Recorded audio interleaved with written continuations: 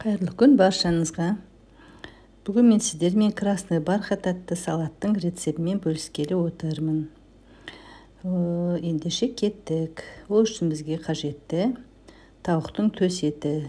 Менде төс еті емес, тауықтың жамбас еті болғандықтан бұл етте жарай береді. Бұны сақтап отырып тураймыз.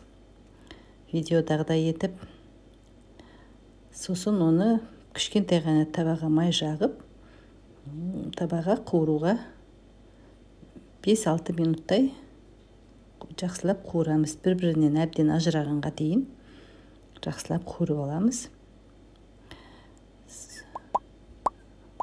Тұзын саламыз, бұрышын саламыз аздап. Менің каналыма әрине тіркеліп, қоңыраушаны басып қойыңыздар. Енді бізге керегі свекла, жұмыртқа вареный, сәбіз және кукуруз. Осылардың барлығын сақтап тураймыз. Менде назер-дайзер болғандықтан мен сонымен турауды шештім. Қолмен турасаңыздар да болады. Назер-дайзермен біркелкі болып сақ тура алынады.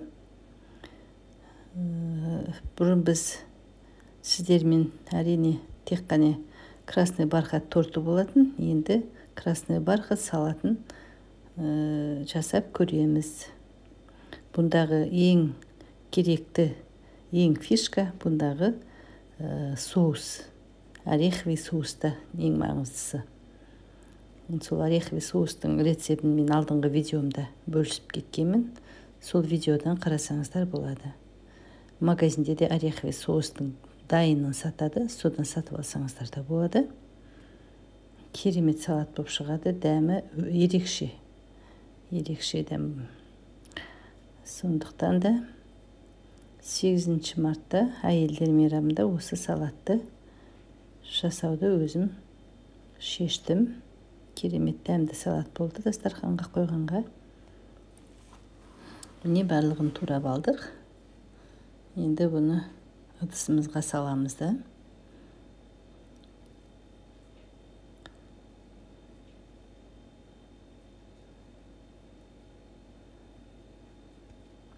Бұған керекті заттардың бәрін описаниеде жазып кеттім. Ау!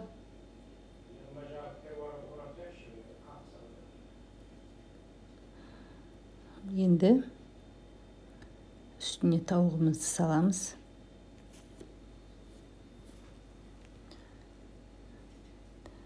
Тауығымызды әкеп саламыз, жақсылап араластырамыз.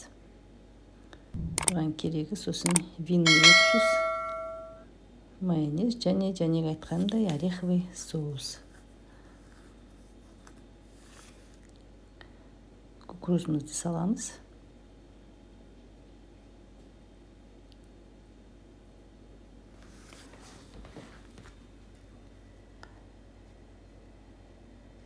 Майонез қанша салсаңыздар, ореховый соустың да сонша салуға болады. Бірақ мен ореховый соусты көбірек салдым. Бұның дәмі ерекше.